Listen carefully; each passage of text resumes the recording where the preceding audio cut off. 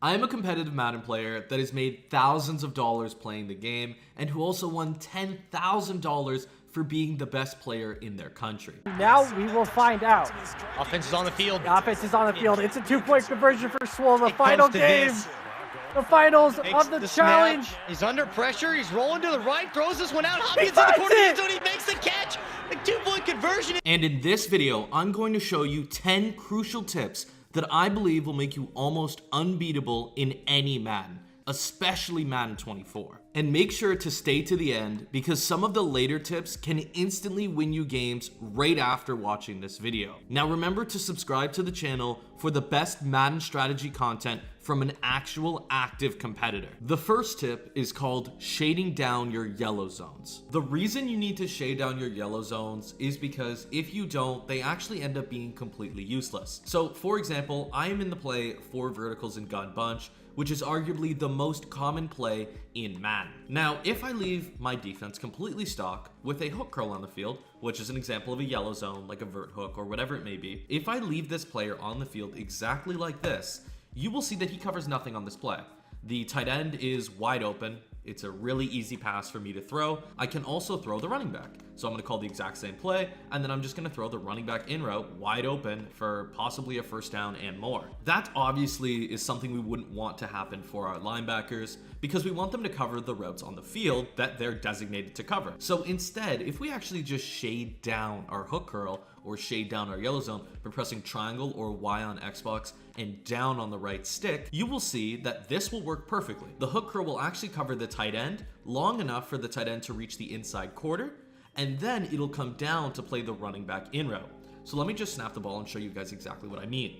Once again, if I go throw the tight end right now, the linebacker is right there. And if I tried to throw my running back late in the play, you will see that the hook curl will actually come down and play the running back, and it'll be right on top of it long enough for the hard flat or whatever zone you have to knock it out. So in general, if you are using a regular yellow zone, it won't cover anything. And if you use a shaded down yellow zone, it'll actually cover a significant part of the field and come down on the flats late in the play. The second tip I like to call the easy way to good pocket. Pocket is something lots of players struggle with as they often step way too far back and take a long sack, pretty much ending their drive. Now, what's an easy way to have good pocket without playing thousands of games and having pro-level situational awareness? Well, what I do, and I find it extremely effective, is that if I want to have good pocket or I know I'm gonna start trailing back, I'll just hold the left stick up. And doing this on its own will make your quarterback's first step be up in the pocket. So even if you start to back up, you'll be in a really good position to not have any premature sheds, and you won't take too long of a sack if you do take a sack.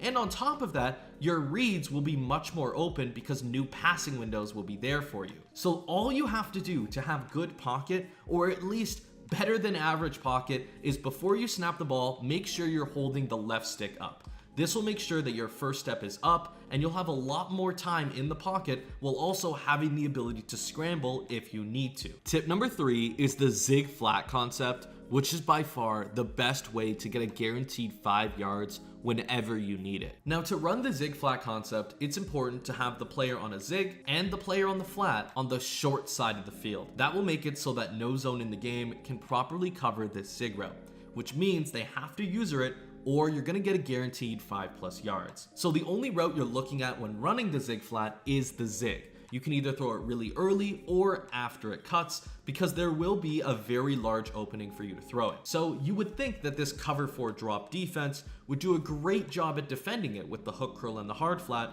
but what you'll actually notice is that the zig will be wide open for an easy 5 yards. So when I snap the ball, you will see the zig is open, very easy for an easy possession catch. Now this concept is particularly good in the red zone. So once again, to set it up, all I'm gonna do is put a flat on the outside receiver, a zig on my inside receiver, and this is specifically great in bunch and tight sets, and then anything else on the field doesn't necessarily matter as long as it doesn't infringe on our original route concept. So in this case, you're gonna see the exact same result, and this is a great way to score in the red zone when you need about 5 yards. So I'm gonna snap the ball, look for the zig, and what you will see is it's once again wide open for an easy possession catch. So if you're looking for a great money play that gets you 5 yards every single time, the Zig Flat concept is the one that you should be using. Tip number 4 is avoiding bad route spacing, because there's a huge difference between a route concept that looks like this versus like this.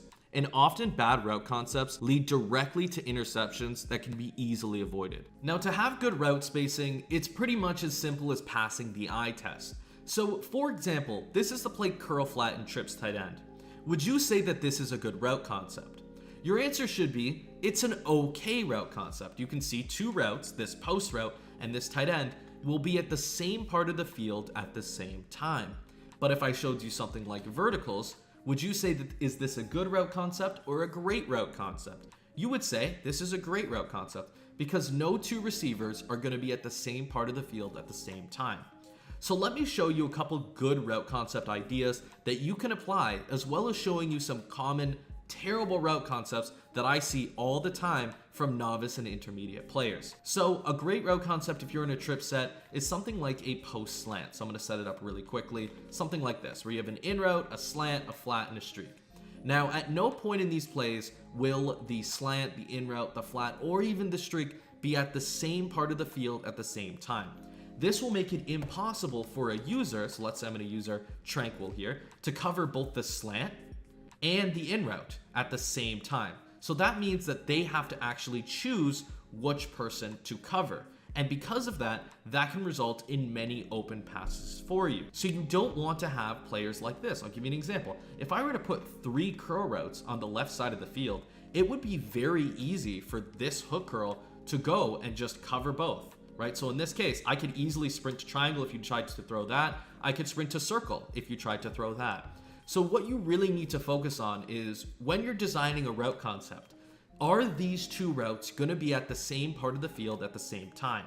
So another great route concept idea that you could maybe use is something like this, where you have a corner route, a flat route, and a backside curl. And if you want to get really nifty, you can also attack the flat on the right. So in this case, no two routes will be at the same part of the field at the same time. So the user, if they're in a cover 4 drop, let's say, which is a very common defense, has to choose if they want to cover the tight end, the post, or the corner, my apologies, or the flat route.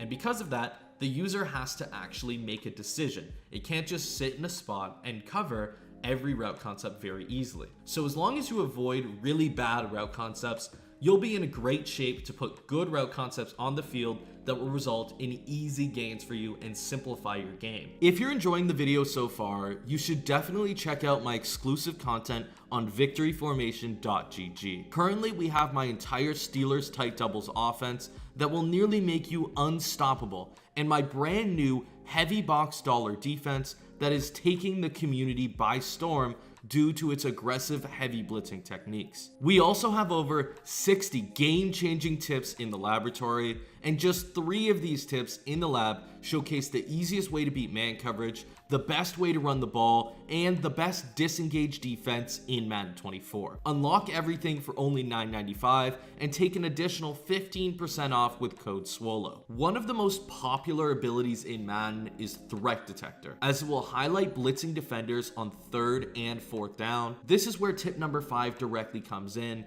and that is bluff blitzing. So to use the bluff blitz mechanic, you just want to press triangle or Y, press the button again, and then find the player on the field that you want to bluff blitz. So in this case, I'm going to bluff blitz the X slot cornerback on the right side of the field. Then in this case, he will go on a number of different zone responsibilities. So in this case, because he's already blitzing, he's going to go on a 3-rec. But my opponent sees him as a blitzer. So if they're using the threat detector ability, then they're going to see this slot cornerback is coming to blitz them. The slot cornerback will run down and then into a zone. So let's just show you an example here. You'll see him run in and then back to his zone. And that 3-rec will actually do a really good job at covering the middle, the short middle of the field. But something that I like to recommend to people is don't pick a play where the player is already blitzing.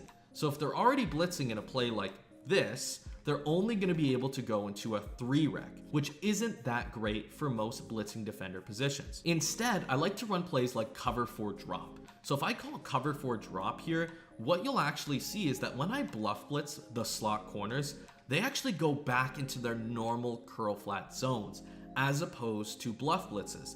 This is much better than using a Bluff Blitz 3-rec. This actually gives you a Bluff Blitz curl flat. And when you do this, you can see the curl flat will actually do a pretty great job at actually defending the flats on the field, which is great if your opponent thinks you're blitzing. Their first instinct is going to be to throw to the flats. Tip number 6 is simple, which is always use a velocity ability like pass lead elite or set feet lead. This will make your passes faster so that you can actually make those tight window throws and sideline grabs even versus KOs. If you choose not to use one of these abilities, the ball will be in the air longer and make it easy for your opponents to get interceptions. In regular teams, the players with these abilities are Patrick Mahomes, Josh Allen, Joe Burrow, Aaron Rodgers, and Justin Herbert. So use them if you can. Tip number 7 is only use fast handoffs. This means that if you have a right-handed quarterback, your handoffs will be faster to the left, and if you have a left-handed quarterback, your handoffs will be faster to the right. This also means that if you go against this rule, you will have a slow handoff and it will often result in a loss of yards. Tip number 8 is to spam the Juke Move, as it is by far the best skill move in Madden 24. Not only do Juke Moves evade the CPU, but they will often evade user-controlled defenders. The other reason I recommend the Juke Move is because of how ineffective the other moves are. Spin moves don't break tackles, and jurdles often result in fumbles. Tip number 9 is backing off your cloud flats, which is extremely important if you want to defend any corner or crossing route. If you do not do this, chances are you will be leaving the sidelines wide open every play. So to back off your cloud flat, all you have to do is press triangle or Y on Xbox, X or A on Xbox, and then you need to locate the receiver that is closest to the sideline on the side of the field where you want to back off your cloud. So in this case, that's number 13, Gabe Davis. He's closest to L'Jarius Sneed and the sideline. So I'm gonna press circle and then up on the right stick. And what you will see is that backs off our cloud flat. And you could do this to pretty much anybody. We can also do this to our outside receiver on the left side of the field. So we can back off for Stephon Diggs, as they will do a fantastic job at defending the sideline of the field. Tip number 10 is to spam RPOs, as they are the cheesiest and most effective way to get downfield without any skill. And that's the reason MCS pros like to use them so much. The reason RPOs are so effective is because you can hand the ball off, you can throw the pass, and if you have an RPO read, you can even take it with your QB. Now, RPOs in general are effective, but the ones that are the most spammable and the most overpowered and the most effective are the RPO reads, because you can also take it with your quarterback on top of handing it off to your running back.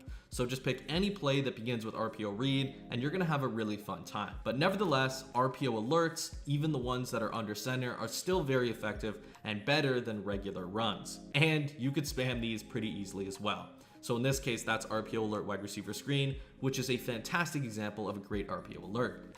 But in this case, I'm gonna go over the RPO read and why you should definitely be spamming it if you have one of these in your playbook. And if you don't, maybe consider switching to one that has one of these in the playbook. Unless you're in tight doubles, of course, because then it's worth it. Nevertheless, I'll show you why it's so effective. If someone is running a 3-down line set like dollar, which a lot of people run in Madden 24, if they're running the defensive line spread, chances are you could hand off the ball and guarantee yourself at least 5 yards extremely easily. On top of that, what people will do to counter the run is pinch their defensive line.